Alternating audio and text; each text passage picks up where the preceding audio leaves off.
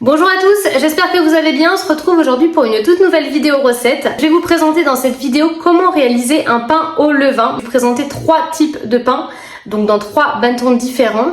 N'hésitez pas, si vous avez des questions, à nous les poser en commentaire, j'y répondrai avec grand plaisir, mais également sur nos différents réseaux sociaux, donc que ce soit Instagram, Facebook ou TikTok. Voilà, je suis très présente sur Instagram surtout.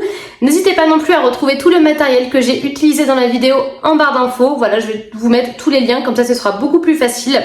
Mais écoutez, sans plus attendre, je vais vous laisser avec la suite de la vidéo et je vous souhaite à tous et à toutes un très bon visionnage. Alors donc nous allons commencer par réaliser la pâte à pain. Pour ce faire, vous allez avoir besoin de 1000 g de farine au total, à savoir 700 g de farine de T80 et 300 g de farine T65 ainsi que 580 ml d'eau. Vous allez mettre tout ça dans une cuve de votre robot et on va pouvoir pétrir donc en vitesse 1 pendant 5 minutes. Donc nous, on veut obtenir une pâte homogène. Voilà. Donc en fait, on va réaliser une autolyse. Donc l'autolyse, qu'est-ce que c'est? L'autolyse consiste à mélanger la farine et l'eau, puis ensuite à la laisser reposer avant d'ajouter la levure, le levain et le sel. Donc ce repos en fait va permettre à la farine de l'hydrater en profondeur et d'améliorer le réseau de gluten et ça facilite également le pétrissage. En fin de pétrissage, nous allons retirer la pâte, la décuver directement sur notre plan de travail.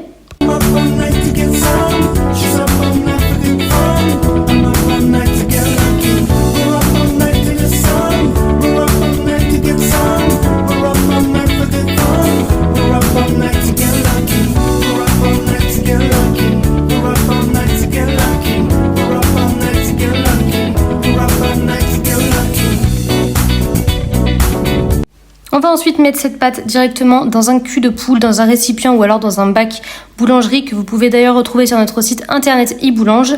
Et on va donc la couvrir soit d'un film, soit d'une charlotte, toujours pareil, que vous pouvez retrouver sur notre site internet, ce qui va permettre en fait d'éviter à la pâte de croûter. Et on va donc la laisser se reposer environ 50 minutes à 1 heure à température ambiante. Ensuite, vous allez maintenant préparer vos ingrédients. Donc voilà, je vous ai bien mis les ingrédients dans la vidéo, donc tout ce que vous allez avoir besoin après l'autolyse. Donc là, vous allez reprendre votre pâte, vous allez la mettre dans votre robot et vous allez ajouter les ingrédients suivants, donc à savoir la levure fraîche, un petit peu de sel, votre levain, bien entendu. Donc ici, c'est 320 g de levain, donc de levain actif. Attention, c'est très important, mais de toute façon, je vais bientôt vous sortir la vidéo sur comment réaliser un levain.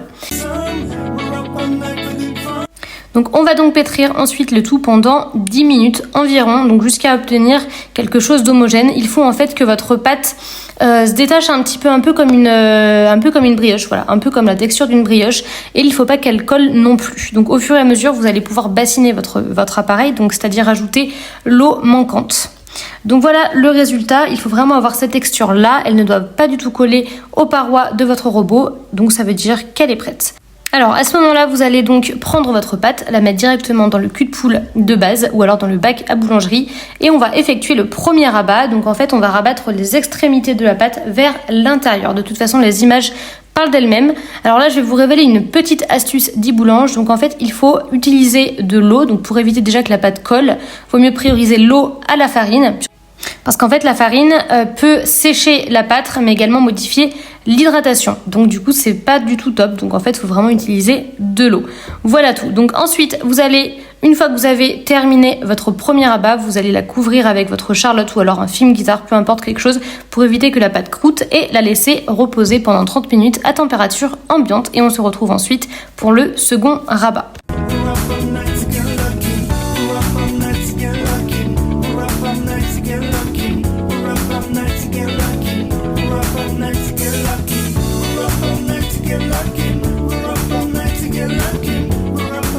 Donc là, on refait exactement le même processus. On voit bien que la pâte, elle a un petit peu doublé de volume, elle a bien gonflé. En fait, elle est beaucoup plus facile à se manipuler actuellement. Donc voilà, on refait un second rabat. Et en fait, plus on va donner de rabat à la pâte, plus la pâte va devenir souple et beaucoup plus facile à travailler. Et c'est donc reparti. On recouvre le tout avec notre charlotte et c'est parti pour un repos de 30 minutes pour effectuer le troisième rabat.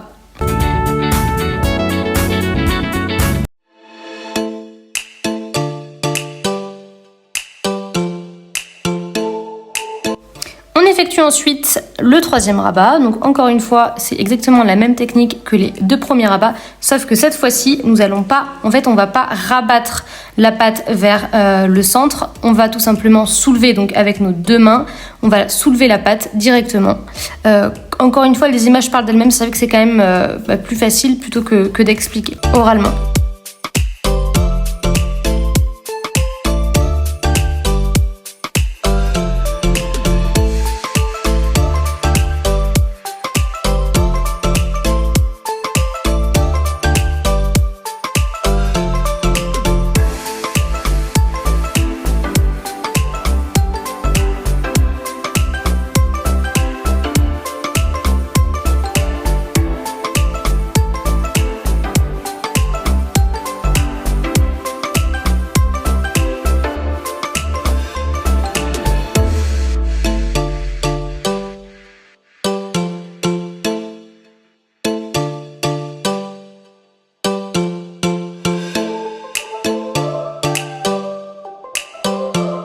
Donc c'est reparti, repos de 30 minutes sous Charlotte à température ambiante pour effectuer le quatrième et dernier rabat. Donc là, on peut voir qu'à cet instant précis, la pâte elle a vraiment doublé de volume. On voit même des petites bulles apparaître, donc c'est très bon signe parce qu'en fait c'est la fermentation. Donc ça veut dire que la pâte elle a vraiment bien fermenté. Donc voilà, donc là on est en train de faire notre dernier rabat, ensuite 30 minutes de repos, encore une fois sous Charlotte, bien protégé, à température ambiante. Et ensuite on pourra s'attaquer directement au pré-façonnage de nos petits pains.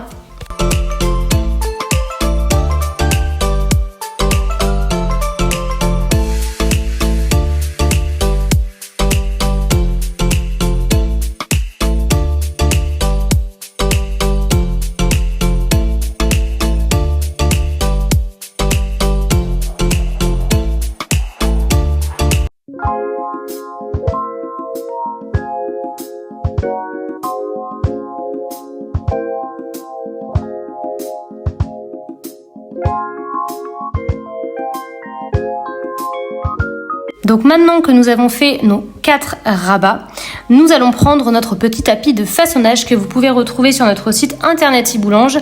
Donc en fait c'est un tapis qui est en silicone, donc c'est super bien parce que déjà quand on met notre bâton sur le dessus, en fait le tapis ne bouge pas, donc c'est vraiment le top. Et ça nous évite déjà d'en mettre partout sur notre plan de travail, donc d'en avoir partout chez nous, surtout que moi je bosse dans ma petite cuisine, donc c'est vrai que c'est pour les particuliers c'est beaucoup plus pratique.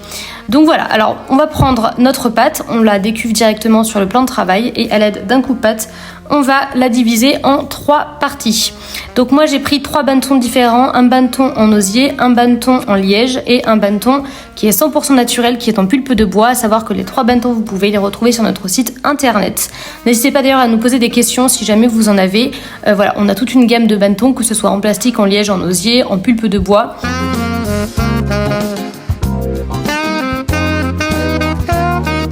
Donc là, nous allons préformer nos pâtons, pour pouvoir ensuite les mettre dans les bannetons. Donc on va réaliser une petite détente de 45 minutes sous linge, toujours pareil, histoire que la pâte ne croûte pas.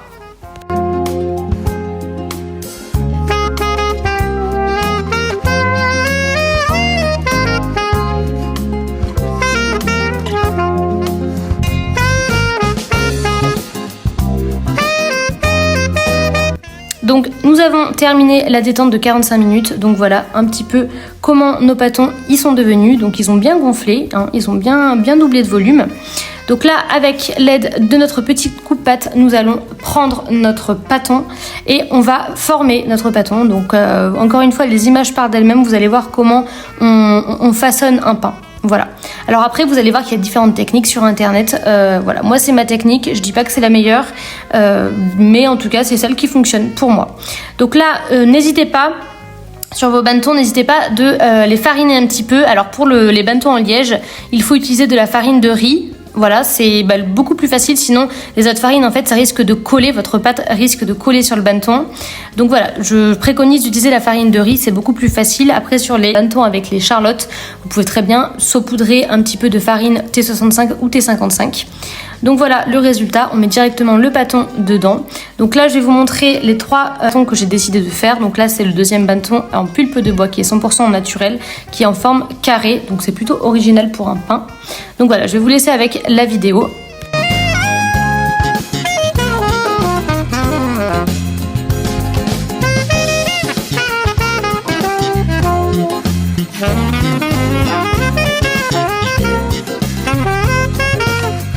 Alors là, j'ai décidé de vous présenter également la petite séance nettoyage. C'est vrai qu'on n'en voit pas assez sur les vidéos, alors qu'en fait, c'est vraiment très présent, surtout dans notre métier. On nettoie vraiment beaucoup. Donc là, on peut voir que je suis en train de nettoyer mon tapis de façonnage et que c'est vraiment très facile à nettoyer. Vous avez juste à prendre votre coupe-pâte, vous raclez et vous enlevez tous les résidus de farine et de pâte. Et ensuite, vous pouvez le ranger. Donc voilà, c'est vraiment très pratique et on n'en a pas partout sur le plan de travail, comme je vous l'ai dit au départ. Donc voilà le résultat de nos petits pains et c'est direction le frigo pendant 8 heures.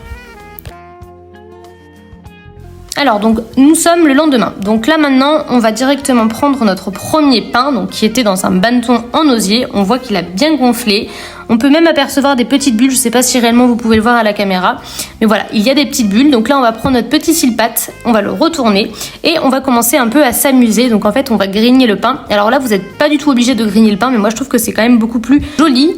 On met un petit peu de farine, je vous conseille de mettre un petit peu de farine T55, je trouve que ça colle beaucoup mieux au pain. Et ensuite à l'aide de notre petite grignette, donc toujours pareil, vous pouvez retrouver nos grignettes sur notre site internet.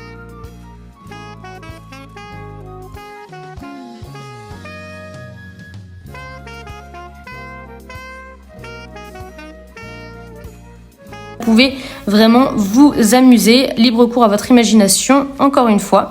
Et ensuite, je vais vous expliquer un petit peu le processus de cuisson. Donc en fait, moi, ça va être une cuisson sous cocotte. Donc là, ce que vous allez faire, c'est que vous allez préchauffer votre four à 250 degrés, donc le thermostat le plus haut, avec votre cocotte à l'intérieur directement. Dès que votre cocotte est vraiment chaude, il va y avoir en fait un choc thermique qui va se produire, c'est-à-dire que on va mettre notre pain directement dans la cocotte bien chaude et ensuite on va refermer notre cocotte et pendant 35 minutes, la cuisson va se faire. Une fois que les 35 minutes sont écoulées, on va sortir la cocotte, mais attention, on va juste enlever le couvercle. Donc là, à cet instant précis, dès qu'on aura enlevé le couvercle, on pourra reprendre la cocotte et recuire pendant 10 minutes. Attention, l'étape la plus importante pour savoir si un pain est vraiment bien cuit, il faut en fait taper le dos, entre guillemets, le dos du pain. Et si ça sonne creux, ça veut dire qu'il est cuit. De toute façon, vous allez le voir encore une fois dans la vidéo. Donc là, je suis en train de vous montrer un autre pain, donc avec le bannetton en liège. Donc là, c'est plus une forme ovale. C'est pour ça d'ailleurs que moi, je vais utiliser ma cocotte ovale. Donc je vais vous montrer un autre style de dessin, mais encore une fois, vous faites vraiment ce que vous voulez.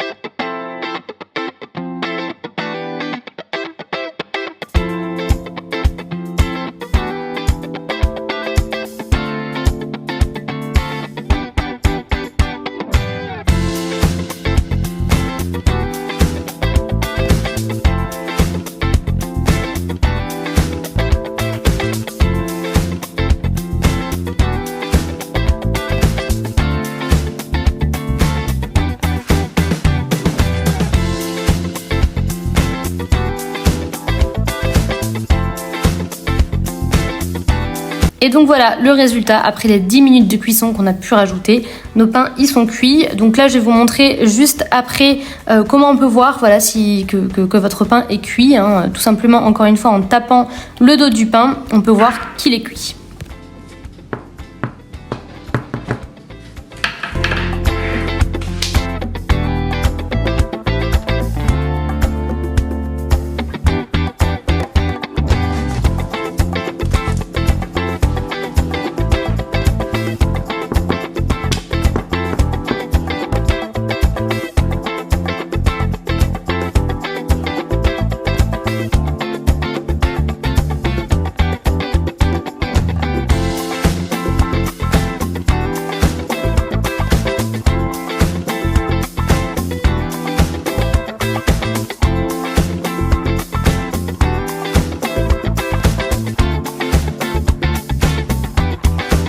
Et je vais donc terminer cette vidéo en vous montrant les fameuses découpes des 3 pains. Donc on peut voir les petites alvéoles. Donc j'espère que cette petite vidéo vous a plu. C'était ma seconde vidéo sur le pain parce que j'en avais déjà sorti une au préalable, mais c'était sur les différents bannetons qu'on a sur notre site. Donc voilà, j'espère que cette petite vidéo vous a plu. N'hésitez pas si vous avez des questions à nous les poser en commentaire, j'y répondrai avec grand plaisir, mais également sur nos réseaux sociaux, à savoir Instagram, Facebook ou TikTok. Et encore une fois, n'hésitez pas à retrouver tout le matériel qu'il y a dans cette vidéo sur notre site internet iBoulange. À bientôt sur iBoulange.